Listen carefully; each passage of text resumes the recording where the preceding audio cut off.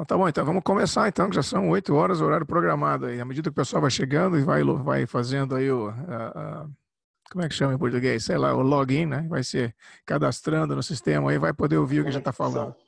A Tá conexão. bom. Então tá bom. Eu já não sabia português direito, agora esqueci um pouquinho que eu sabia, então agora ficou complicado. Agora eu não falo bem duas línguas, então fica aquela coisa assim, né?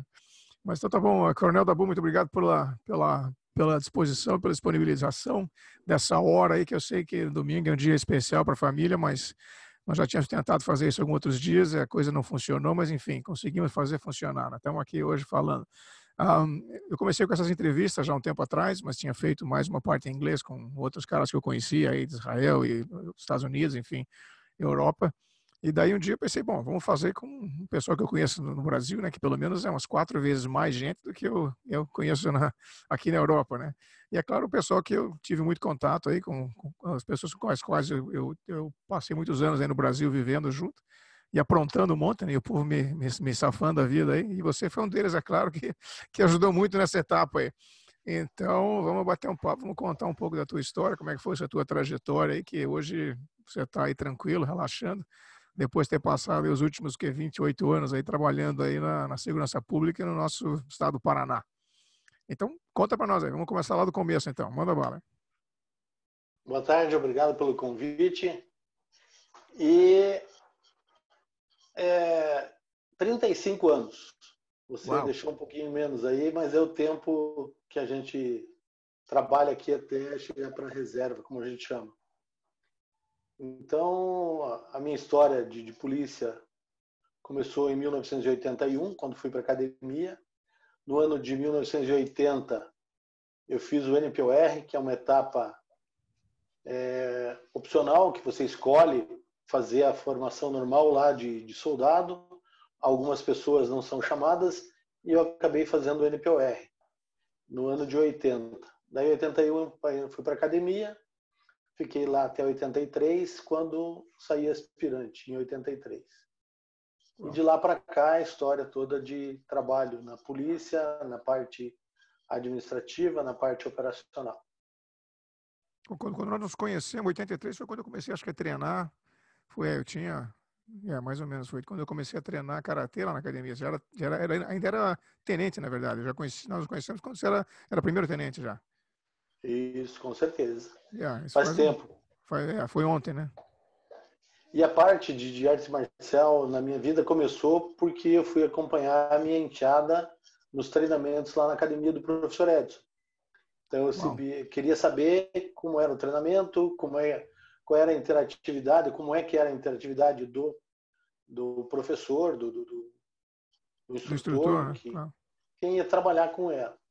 Aí depois meus filhos também fizeram. A Jamília, a Giovanni e o Júnior fizeram uma etapa também no Karatê Shubudô. Essa eu lembro também, né? Eu sou um cara novo, mas eu lembro dessa. Né? Isso. Aí, nessa parte de artes marciais ainda, houve um momento que eu levei os policiais para fazer o treinamento lá com o Edson. Então, a gente tinha o tático móvel, que era um grupo separado das escalas normais do quartel, para algumas atividades, para eventos de show, futebol, conforme o evento que ia, o tático móvel era escalado. E assim foi acontecendo essa parte operacional, quando você conheceu também uma parte lá na academia do Edson. E aí, eu tive chance de participar daquele curso de monitor de defesa pessoal. Também. Aquele, eu dei a parte acho que era a parte de judô e enfim, nós éramos 3 instrutores, o Edson da parte do karatê e a parte de judô e enfim, tinha mais gente envolvida, mas foi interessante, foi muito tempo atrás isso aí. E aquela parte foi o início porque normalmente era treinado um só estilo, só uma arte marcial. E o nosso objetivo era justamente preparar o policial para todas as atividades que ele pudesse encontrar, para imobilizar, para uma situação de ajudar os companheiros que estivessem numa situação de risco, né? Interessante.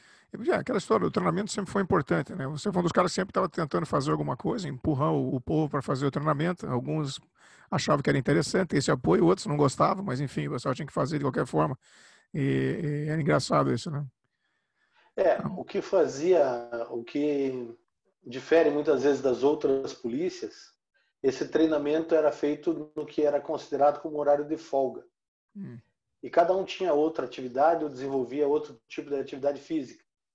Então, isso era uma situação que pesava para eles, porque era uma carga horária a mais além das escalas de serviço. É. E alguns foram, alguns aderiram e continuaram treinando depois também.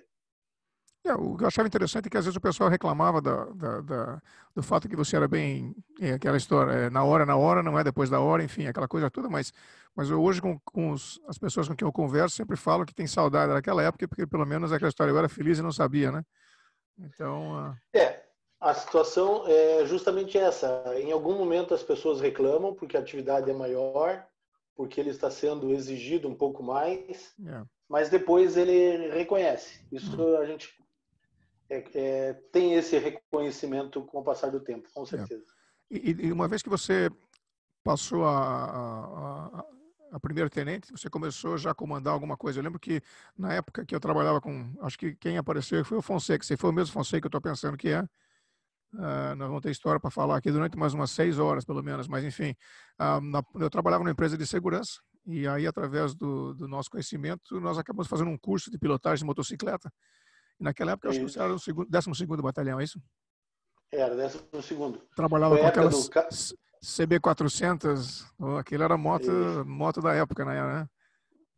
Com certeza, muito boa. Naquela época do Cassins e do... Do Barbosa, que e trabalhava também. do Barbosa. Isso. E ali foi o primeiro curso que a gente fez, preparando justamente o pessoal da área que atuava no atendimento dos alarmes, né? Que era o pronto atendimento com as motos, que era a primeira resposta. Eu estou rindo porque essa história toda tem eles tinham 2 motos que estavam sempre encostadas no canto lá, que eles usavam para fazer alguma coisa. E um belo dia eu cheguei para trabalhar e o carro estava na rua e o pessoal estava empenhado com algum alarme, alguma ocorrência. Eu falei, olha, eu tenho meu rádio, meu HT, eu tenho a minha própria arma, né?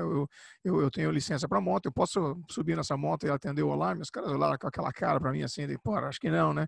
Mas enfim, eu acabei pegando a moto e fui meio que na vontade, atendi o alarme, visitei um outro lugar e voltei para a empresa. E aí começaram a olhar para mim no outro dia assim, mas peraí, acho que essa ideia não foi tão ruim assim, né?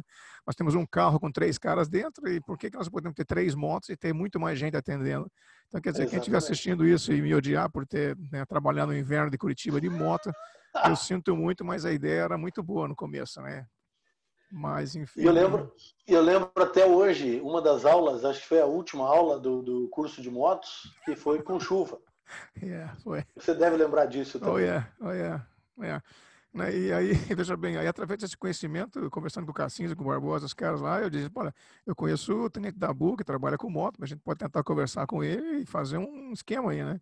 Então, eu lembro até hoje que o combinado foi que eles consertariam umas motos que a PM tinha, que você estava sob o teu comando, e nós faríamos o curso. Então, foi aquela coisa de tomar lá da cá, troca um pouco daqui, um pouco de informação, um pouco de conhecimento, e foi muito bom. E aquilo foi, acho que, o único curso, talvez tenha acontecido mais um depois, mas não tenho certeza.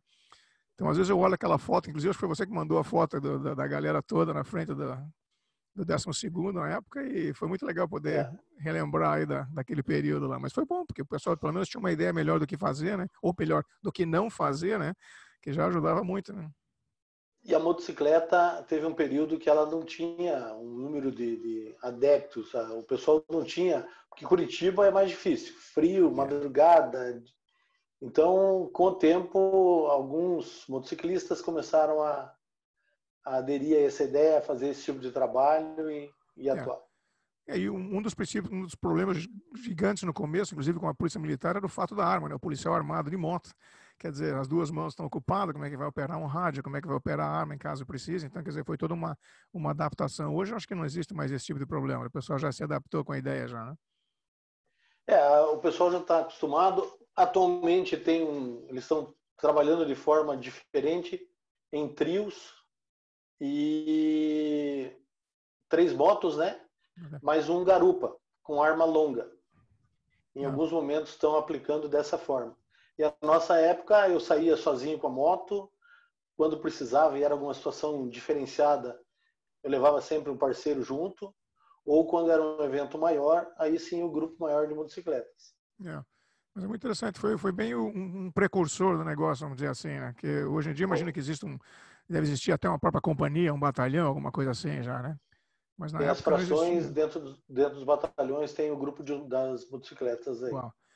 E uma vez como capitão, aí foi comandar que região que era? Que acho que quando você passou para Companhia. capitão foi quando eu saí daí do estado do Boqueirão, né?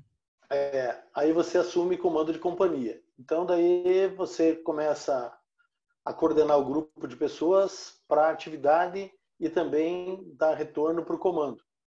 Então é diferente daquela parte operacional só, que normalmente você faz como primeiro tenente, segundo tenente.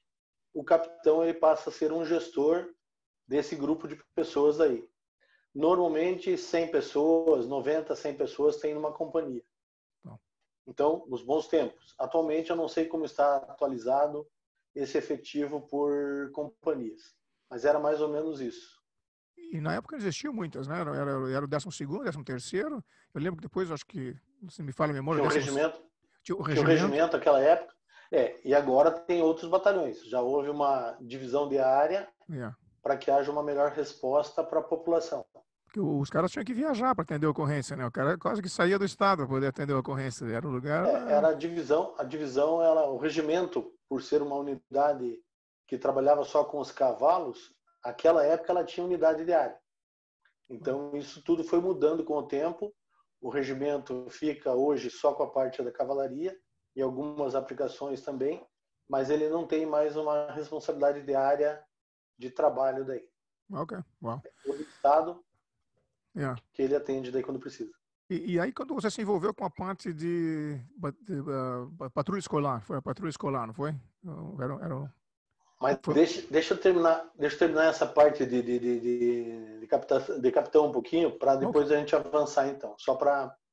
Aí na parte de planejamento, como capitão, você também pode ser da terceira seção, que faz o planejamento daí para o batalhão. Então você pode ser capitão comandando uma companhia, ou você pode ser um auxiliar na terceira seção, na P3. E aí você faz toda a parte de trabalho voltada à instrução, às operações, como P3 do batalhão daí. E na parte instrucional você deu muita aula, porque eu lembro que na época eles tinham a tonfa, que era meio novidade na época, e o pessoal andava com material, tinha que fazer bastante treinamento, foi uma época bem inovadora, foi no começo um pouco de tudo aí, né? Você chegou a pegar o uniforme azul, aquele azul marinho, aquela? Ah, meu amigo, usei gravata. Uau, poxa vida, hein? Naquela época tinha uniforme claro que você diz, né, o azul, e nós usávamos gravata naquela época. E quando é que foi que mudou para o cinza? Não foi naquela época, não foi? 90, 80 Eu não vou lembrar exatamente o ano, mas eu saí da academia em 83. Uau. Eu cheguei a estagiar com uniforme. Foi próximo de 83, acho, 83, ou logo depois que mudou para... Na época do Fusquinha, Rádio Patrulha, e do Corcel, aquele também, né? Os caras chamavam de Belina, aquela Belina. Quase isso também. Aquilo é uma maravilha. Legal. E aí, enfim, essa parte do batalhão você não escolhe um negócio desse, ou você tem como escolher, ou você simplesmente é designado, vai que é o O batalhão escolar é uma unidade diferente das outras, pela característica de aplicação daí. Então, o nosso estado tem um batalhão para atender todas as unidades com o policiamento, né, com as escolas. Então, todas as escolas do estado, elas recebem uma atenção do batalhão escolar. Não que as outras, que sejam na unidade de caracteria privada, não sejam atendidas, mas ali era direcionado para as escolas públicas. E esse policiamento era feito pelo batalhão de patrulha escolar, que fazia as rondas, pela manhã iniciava um pouco antes do horário normal das aulas, fazendo a prevenção em volta. atendia, fazia uma troca de turno por volta de 15 horas, entrava outra equipe e ia até às 23 horas.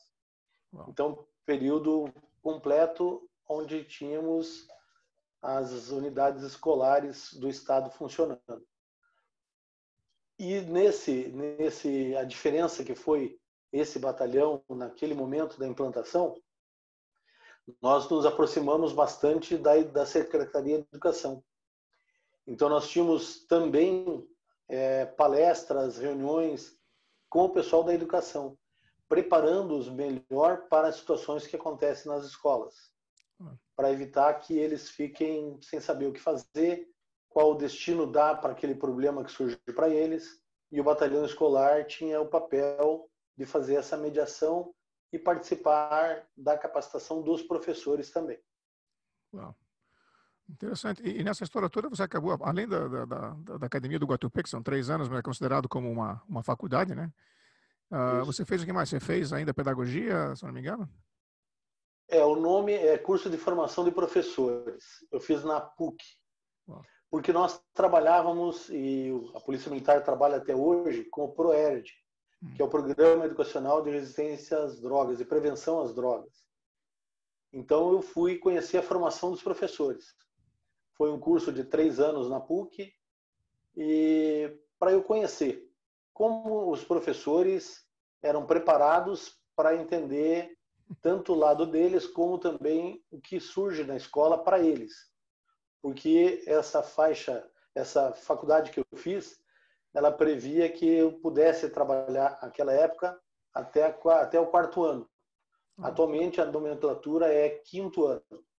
Mas eu pude fazer essa faculdade justamente para eu entender como os professores eram formados, o que eles sabiam de segurança, porque normalmente as pessoas não sabem nada sobre segurança, só sabem da segurança quando é o problema, quando acontece, mas não de forma preventiva.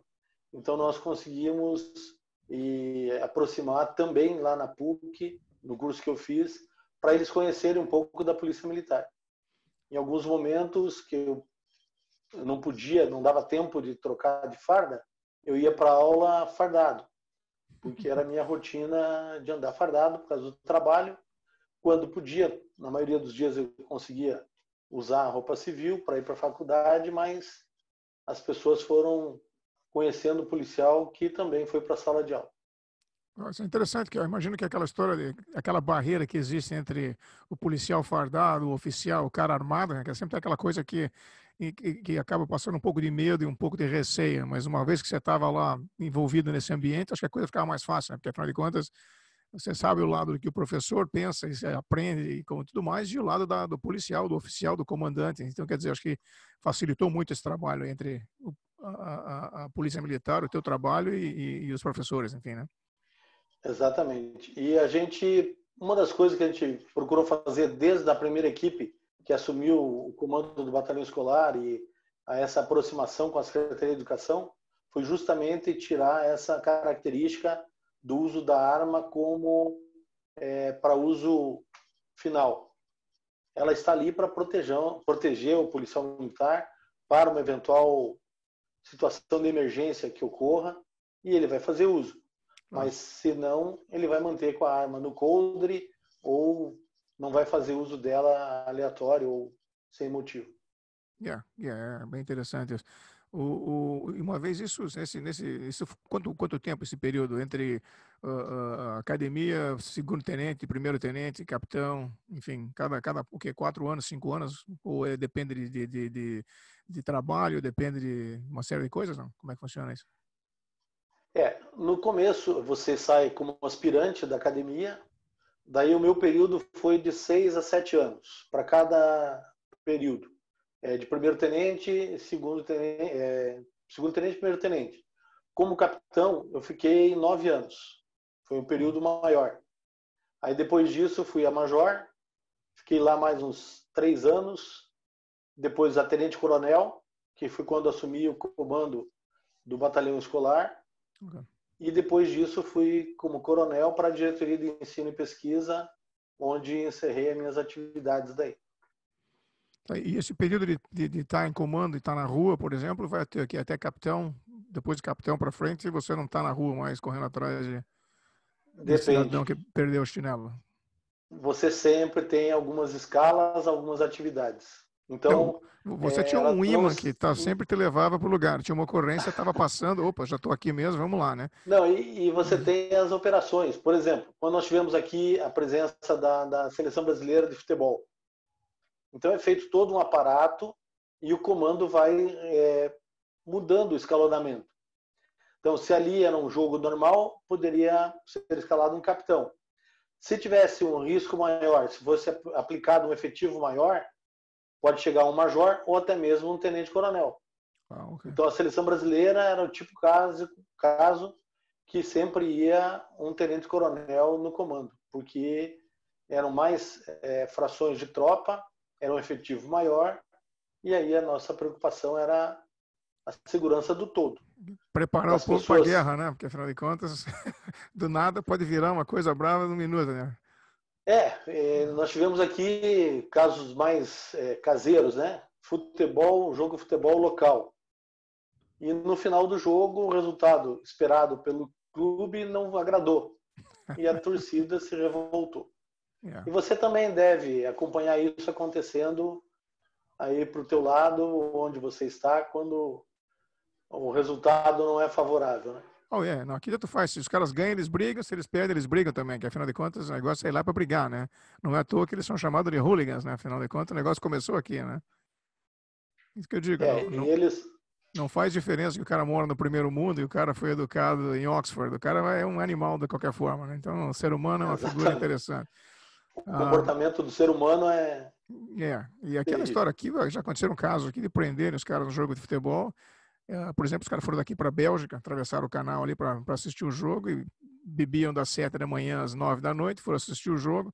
Aí depois aquela briga toda, prenderam. Aí descobriram que tinha policial envolvido, tinha bombeiro, tinha cara que trabalhava como membro do parlamento, enfim, não era o José, né, que estava lá brigando, era um Não cara que eram as tinha pessoas mais supostamente comuns, né? Exatamente, mas ele estava no dia de folga, logo ele podia brigar, porque afinal de contas ele não estava usando uniforme nenhum, né? Então é meio Sim. estranho. É aquela coisa da mentalidade da psicologia humana, mas é difícil. E me diga uma coisa aí, uma vez como você saiu da rua, foi trabalhar numa parte mais de comando geral, vamos dizer assim, como é que funciona daí? Você está desenvolvendo a planilha de trabalho que você vai passar para os outros oficiais, para o comando, como é que chama? Tem o oficial intermediário, o oficial superior. Uma vez que chegou nessa posição de oficial superior. Bom, todo o trabalho da Polícia Militar é baseado nas reuniões em função do que está acontecendo.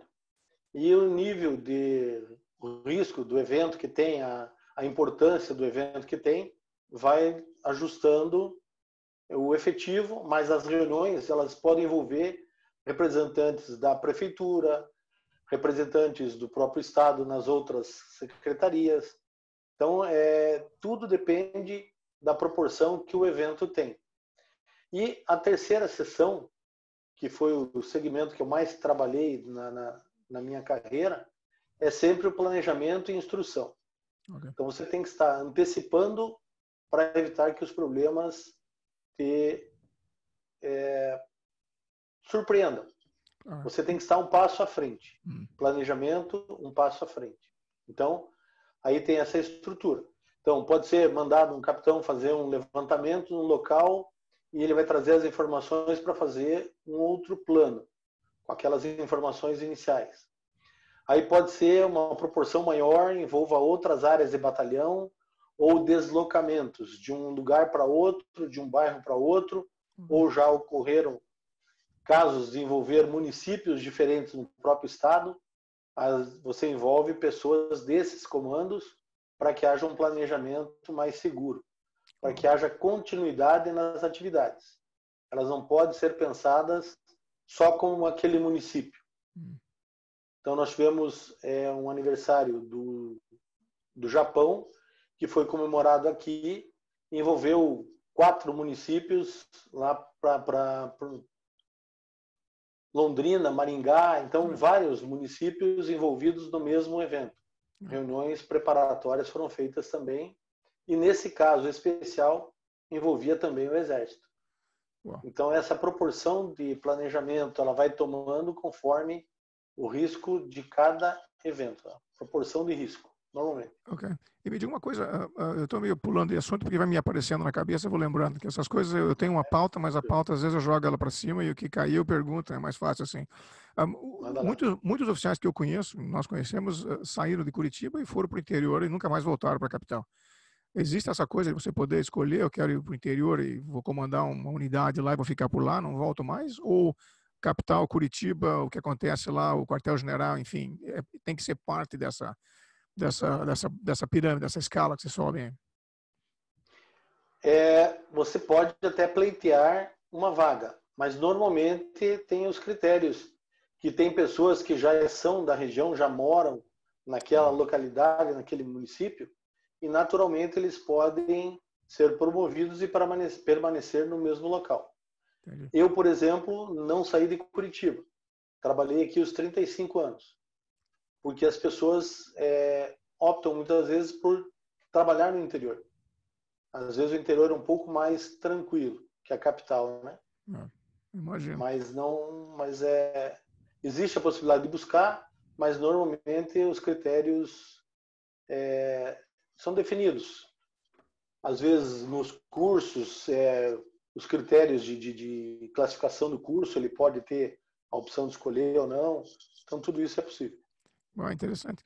E aquela história, em Curitiba, você acaba acostumando a trabalhar naquela loucura toda, que imagino que seja comandar qualquer coisa em Curitiba, e acaba ficando acostumado com isso. Imagina você sair de Curitiba e ir para o litoral ou para o interior, deve ser uma coisa bem complicada, né? Você tem que acostumar com uma coisa menor, um agito menor, uma coisa não tão maluca, né?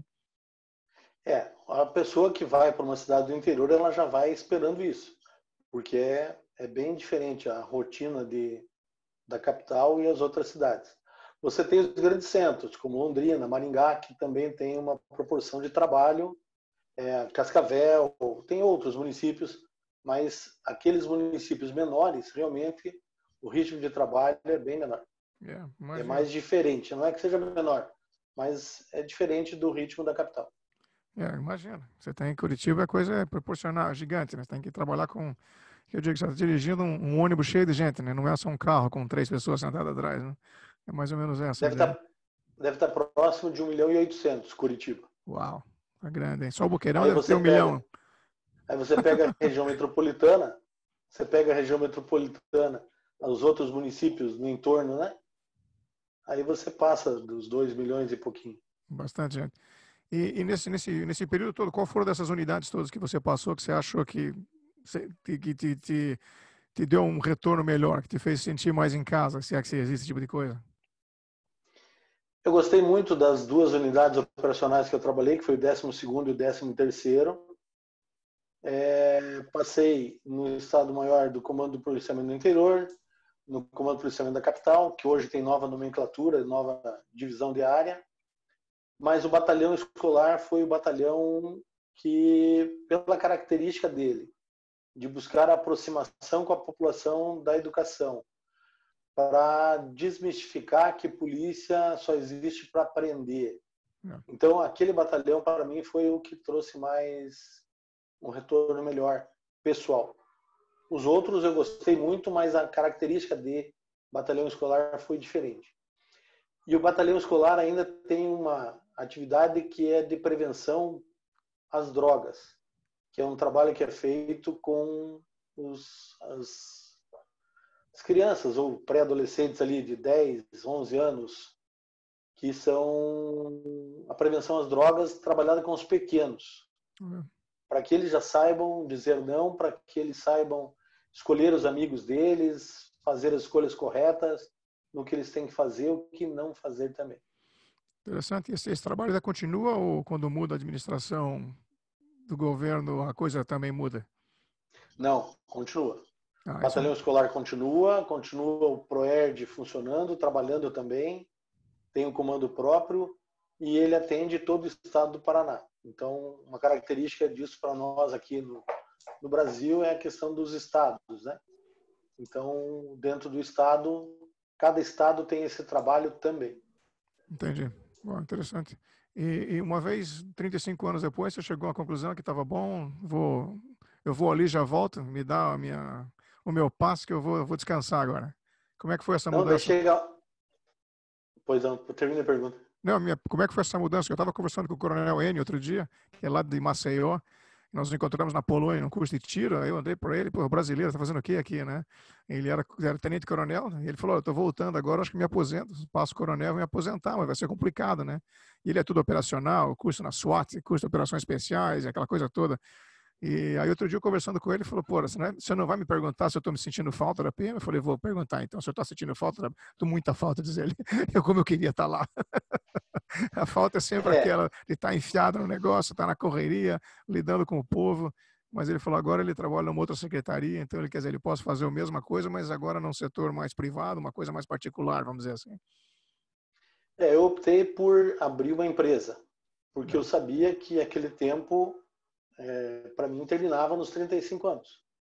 Então não tinha como e não queria também permanecer na estrutura atrapalhando ou buscando outra função ligada à atividade do Estado. Então eu abri uma empresa de consultoria e treinamento e eu estou com essa empresa aberta e dando meus cursos, prestando consultoria para a parte de segurança pessoal, de condomínios e nessa área que eu estou atuando hoje. Teve mais uma coisa na sua empresa, na época você trabalhou com direção ofensiva, evasiva, aquela coisa toda também. Isso foi ainda na PM ainda, não foi? Não? Lá eu comecei. Ah, ok. Então, eu vou te contar a historinha para Conta você. que nós. Lembra, lembra que nós tínhamos Kombi como viatura policial? Lembro sim. Para o curso que eu consegui para dar para os meus policiais naquela época, eu consegui um Tempra. Uau. Então, um salto. Que era uma E o Ferrari pessoal na não época, né? entendia. O pessoal não entendia. Por que nós estamos tendo aula com Tempra se nós estamos usando a Kombi? Digo, a Kombi vai durar um tempo. A Kombi ela vai deixar de ser o carro principal.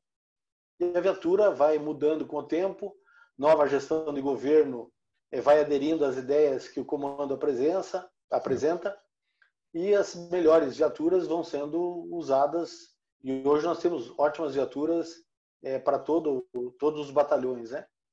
Então, quando eu comecei a dar o treinamento de direção defensiva e evasiva naquela época, era pensando na proteção dos policiais. E até então não tinha essa parte prática como a gente implementou ou fez a partir daquele ano.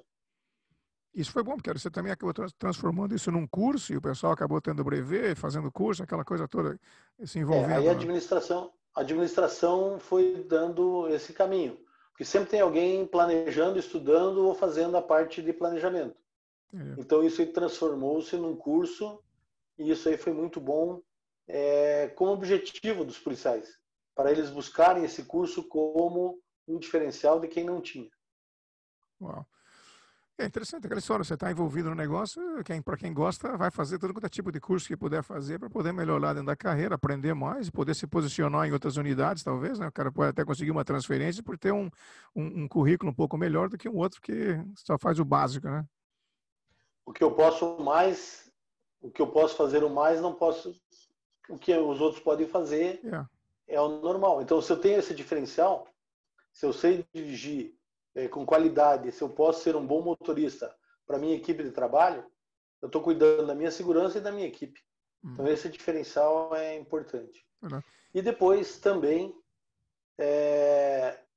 avancei um pouco mais e dando treinamento para carro forte também.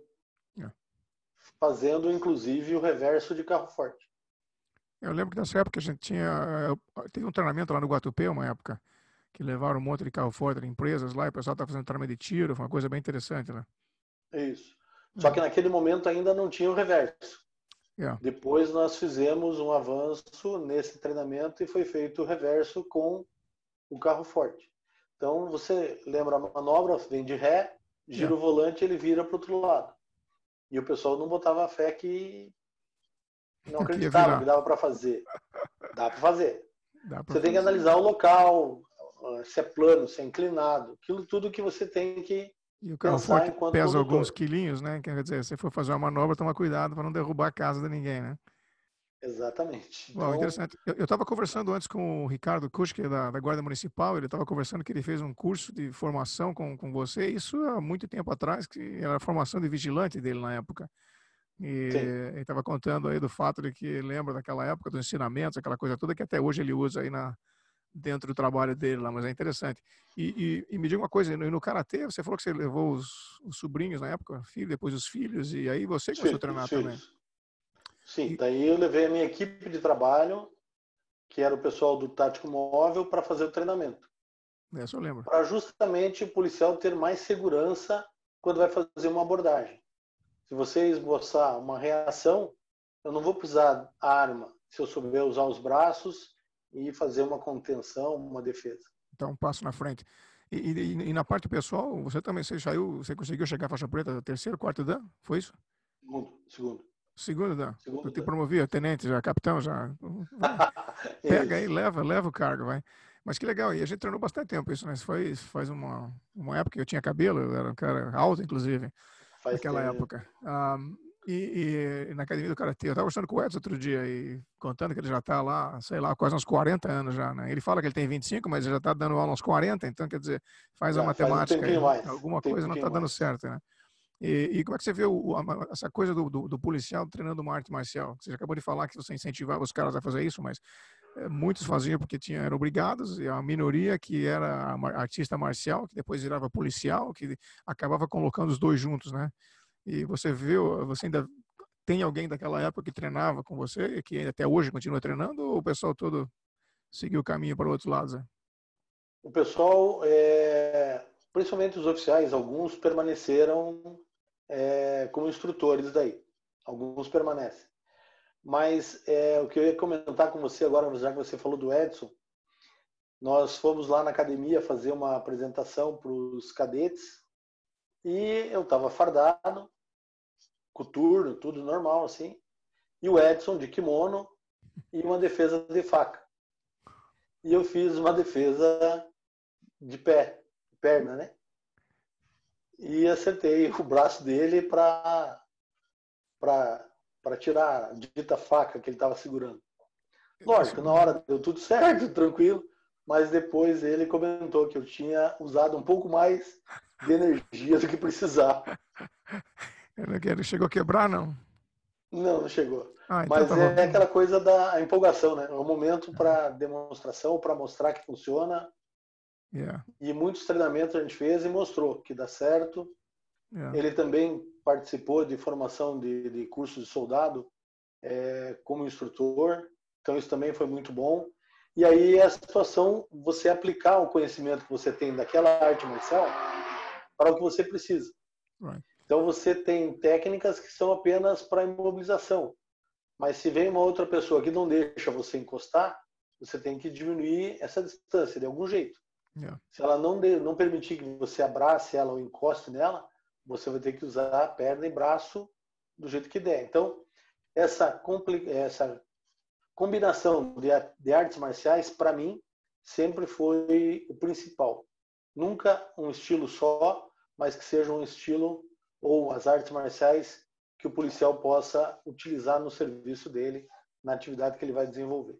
É aquela história do atire bem, lute bem, corra bem, né? Porque afinal de contas um deles vai ter que Em encaixar algum aí momento dentro vai desse. dar certo. Em algum Então, momento vai dar certo. pelo menos se precisar É correr, correr. corre e volta mais tarde, depois com a equipe dá para fazer o trabalho de novo, né? Agora, ficar lá sem poder Perfeito. fazer nada é complicado.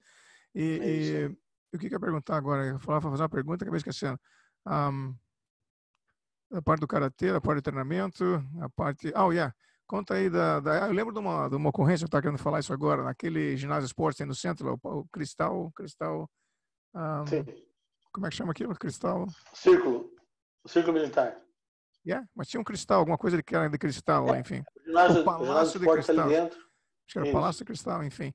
Nós estávamos fazendo Mas é o um círculo trabalho onde militar. existiam policiais militares e o pessoal da academia que fazia segurança também, tinha um show.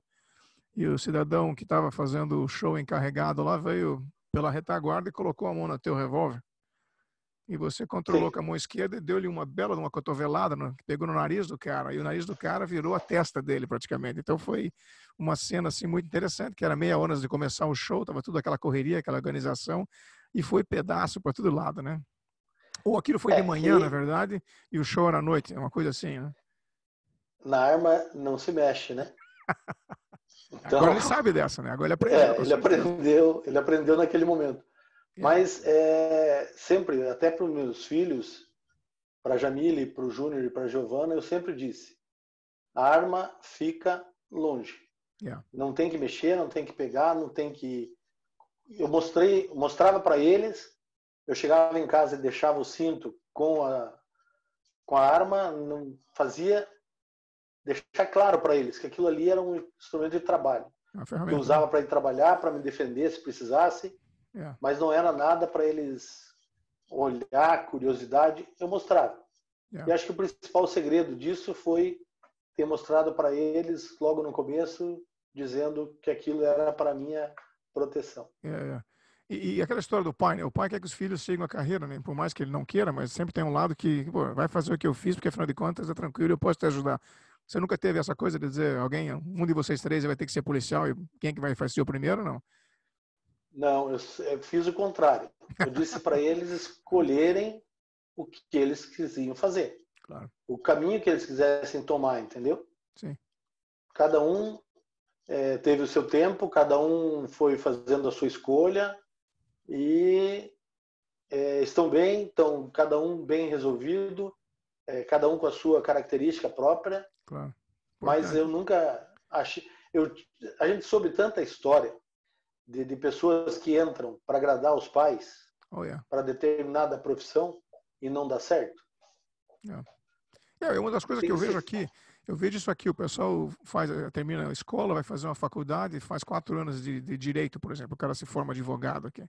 Aí o cara vai lá para o México ser instrutor de mergulho. Fala, pô, peraí, deixa eu ver se eu entendi isso. Você passou 4 anos na faculdade, 3, 4 anos, e hoje você vai dar aula de mergulho no México, porque afinal de contas lá o negócio é legal e eu gosto do estilo de vida. E todo esse tempo que você passou estudando aqui, não, mas eu não queria fazer, eu só fiz para agradar a família. Então tem muito esse tipo de coisa aqui também. Então o pessoal está meio que saindo dessa parte de fazer uma faculdade, pagar, porque aqui custa uma fortuna você fazer uma coisa dessa, vai ter que pagar a tua faculdade durante muito tempo, e tentando trabalhar mais uma parte mais técnica, né, um negócio que te dê um dinheiro, um investimento que não seja tão grande, um tempo que não seja tão demorado, e que o retorno seja mais rápido, né, do que ter que esperar e pagar 4 anos de faculdade, que não é fácil, né? Mas é interessante. Eu queria fazer o seguinte, alguém tem alguma pergunta aqui? Nós temos algumas pessoas que estão aqui ainda assistindo, tem o Fonseca que já mandou mensagem dizendo que você foi o mentor aí do pessoal lá na PM e tem história para contar aí. Eu já convidei eles para voltarem para cá já, assim que essa pandemia for para o Beleléu de novo, a gente vai poder fazer alguma coisa, não voltar para cá, contar a história e visitar o lugar, né? Mas alguém quer fazer alguma pergunta referente a alguma coisa? É só aí ligar o microfone e fazer a pergunta. Caso contrário, nós vamos continuar. Quem é que falou? Eu tenho, não. Você tem uma pergunta para mim? Você vai fazer pergunta para mim? Espera aí, vai. Então pergunta, mas vai. Seja gentil, não, né? Porque o pai sempre, meu pai sendo policial, sempre esteve envolvido com as artes marciais e com outras áreas, né? Mas ele era policial, sempre foi policial. Você se envolveu com as artes marciais primeiro e nunca quis ir para polícia, exército, nada disso? E daí decidiu ficar nas artes marciais? Não, e como é que você se envolveu com a polícia? Como é que você chegou no meu pai? Não foi nem que ele me prendeu, na verdade, né? Eu cheguei lá sem as algemas, né? Que eu sempre conto para os caras, sempre vão poder voltar para uma unidade policial sem estar algemado, né? Que é piada, mas na verdade foi isso mesmo. Não, o que aconteceu é o seguinte, eu tentei ser um sargento do Exército Brasileiro. Eu fiz um concurso, que é a Escola de Sargentos do Exército, a ESA, lá em Três Corações, e de alguma maneira eu consegui passar na prova, que até hoje eu não sei como é que aconteceu isso, mas eu passei na prova. Eu fiquei lá 12 meses, 11 meses, uns quebrados, mas na hora de assinar o contrato com o Exército de 3 anos, que é o primeiro contrato, e eles me mandaram lá para a Amazônia, lá em cima, em algum lugar lá, porque todo mundo queria ir para Curitiba e não tinha mais vaga em Curitiba. Eu cheguei à brilhante conclusão de que o Exército era lindo, maravilhoso, mas não era para mim, né? Essa vida de morar num armário, e ter uma cama e todo mundo senta nela, não era não era exatamente o que eu queria. E daí aquela história, eu voltei para Curitiba, fui trabalhando na segurança, porque afinal de contas você saiu da escola de sargento do Exército, você é faixa preta em karatê, logo você vai ser um bom vigilante, né? Pelo menos essa era a ideia no passado. E daí é aquela história. Eu trabalho na academia, conheci o teu pai, fui trabalhar na empresa de segurança e dali mais ainda, acabei conhecendo vários amigos dentro da polícia militar. E eu vivia lá no choque, lá enchendo o saco dos caras lá, e na época era o comandante. Dizia, olha, vai, leva o baixinho aí para treinar, só toma cuidado, se der alguma coisa aí, joga ele num canto lá, esquece dele. E assim foi. E assim a gente foi treinando, foi conhecendo, foi desenvolvendo, foi fazendo um monte de amigo aí, e o restante da história você já conhece, né?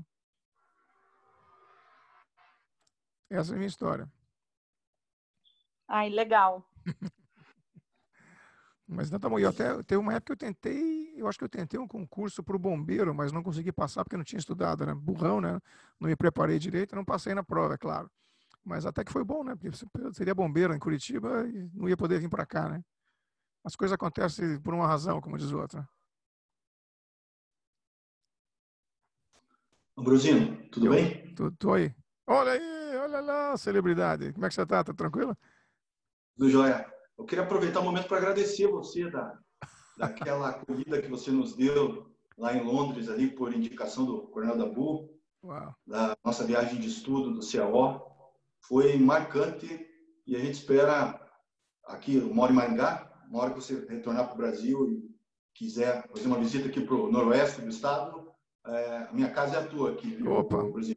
Muito obrigado, só tenho a agradecer. Aqui nada, a gente está aqui. Eu disse sempre falava para o Coronel Dabu, eu sempre quis, quando eu morava no Brasil, ter alguém no exterior que pudesse me pegar no aeroporto, me levar para passear, me levar para ver os lugares, me explicar as coisas. Hoje eu tenho, esse cara sou eu, né? Então, sendo eu consegui fazer a mesma coisa e tentar mostrar um pouco do lugar aí para quem veio com vontade, né? Mas muito obrigado, agradeço. Agradecer. E também agradecer e aproveitar o nosso mestre, o Coronel Dabu, que desde a época de colégio da polícia, a gente sempre se espelhava nele, né, na academia e nas missões, que ele sempre arrumava missões, né, especiais. Eu lembro de várias, né? E foi um grande aprendizado. E a gente continua sempre mandando energia de carinho para ele lá onde ele estiver. Aí nós estamos à disposição. Isso é bom, precisamos marcar um dia. Foi o Brasil, vamos marcar um encontro e vamos tentar juntar o maior número de pessoas conhecidas possíveis. Né? Fonseca. Legal. Fonseca. Como vai, Coronel? Missão dada. Missão cumprida, chefe. Esse da... É isso aí. Brincadeira. Aquele pessoal todo que fez o curso naquela época já saíram pelo menos o tenente coronel, não? Agora? Teve um que entrou aí, o Martins. Ele está na campanha para sair tenente coronel agora. Né? O tempo dele também está encerrando no final do ano. E o pessoal tem major, tenente coronel, né? O Angelotti, o Rosinski. Então, pessoal, gente boa. Quer dizer, existe um cargo entre o tenente coronel e o coronel que é o quase coronel, né? Já estão ali, no quase, né? Quase coronel já. Isso, então lá. Então, tá Mas bom. graças a Deus, tudo jóia e legal essa iniciativa aí da interação Londres-Brasil. A gente não pode conversar cara a cara, vamos usar o computador aí para poder conversar então na internet, enquanto estiver funcionando o negócio aí. Padrão, parabéns. Então tá bom. Coronel Dabu, muito obrigado. Eu queria agradecer aí o tempo. Nós já conversamos quase uma hora já. E o pessoal, se alguém tiver mais alguma pergunta, por favor, faça. Caso contrário, eu vou deixar vocês em paz e vamos continuar aí o domingo. E aproveitar que hoje é o dia mais longo, a noite mais curta, aí o solstício de verão, como se diz aqui, né? E vamos aproveitar para curtir um pouco mais, que hoje o sol aqui vai se pôr às 10 e pouco da noite, aí só. Então tem que aproveitar aí. E daqui para frente agora os dias começam a ficar mais curtos e nós vamos até o dia 21 de dezembro. Que aqui, quando o inverno pega, você vai, cada dia, 1 minuto a mais de sol faz uma diferença danada aqui. Mas então tá bom. Alguém mais? Alguma pergunta? Alguma coisa? Não? Então tá bom. Coronel, muito obrigado. Agradeço todo mundo que passou aí, que nos incentivou com a presença e vamos conversando mais tempo aí, mais para frente. Eu vou colocar isso no meu canalzinho do YouTube lá e depois eu mando o vídeo para vocês aí, para vocês poderem dar uma olhada aí, quem sabe passar para frente para outras pessoas que não puderam assistir, que assistam então. Ok? Muito obrigado. Ambrosino, abraço e obrigado, hein, pela oportunidade e pela iniciativa. Vamos fazer mais um com mais tempo outra hora. Abraço para todo mundo aí. Tchau, tchau. Vai. Tchau.